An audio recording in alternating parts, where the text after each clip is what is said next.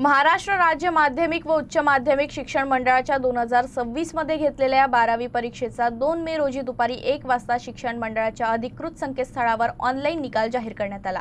यंदा जिल्ह्याचा निकाल 90.14% लागला असून यात जिल्ह्यात अखेर मुलींनीच बाजी मारली आहे। महाराष्ट्र राज्य माध्यमिक उच्च माध्यमिक शिक्षण मंडळातर्फे फेब्रुवारी-मार्च 2026 मध्ये घेतलेल्या 12वीच्या परीक्षेत अकोला जिल्ह्यात 12,910 परीक्षा दिलेल्या मुलांपैकी 11,193 मुलं उत्तीर्ण झाले। ही टक्केवारी 86.70% आहे।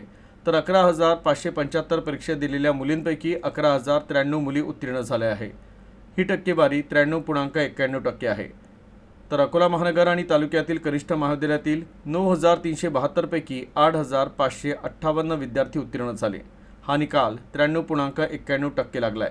अकोट तालुक्यातील कनिष्ठ महाविद्यालयाचा 89.25%, तेल्हारा तालुका 93.35%, बार्शी टाकळी 88.60%, बाळापूर तालुका 83.36%, पातूर तालुका 91.1%, तर मूर्तिजापूर तालुक्यात 84.83% निकाल लागला आहे।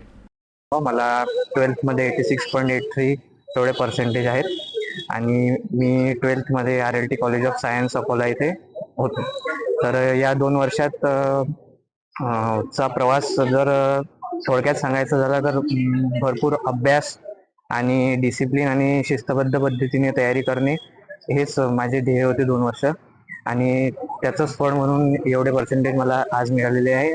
आणि मला आज 12वीच्या रिझल्टमध्ये 86.8 असे पर्सेंटेज भेटलेले आहेत आणि खरं सांगू तर हे माझ्या अपेक्षेप्रमाणेच तरी खूप छान मार्क मला मिळाले। 2 वर्ष खूप अभ्यास केला, कॉलेजवाल्यांनी मला जिथं लागेल तिथं जे मार्गदर्शन हवे असेल ते दिलं। शाळेमधून काही पुस्तकं प्रोव्हाइड केली ज्याला अभ्यास करायला लागतील। पेपरमध्ये कसं प्रेझेंटेशन करायचं काय नाही करायचं ते पण सांगितलं। प्रॅक्टिकल्समध्ये पण त्यांचं हे होता कुठंही त्यांचं मत तेवढं असायचं की तुम्ही पुढे जा, आम्ही तुम्हाला पाठीशी देतोच।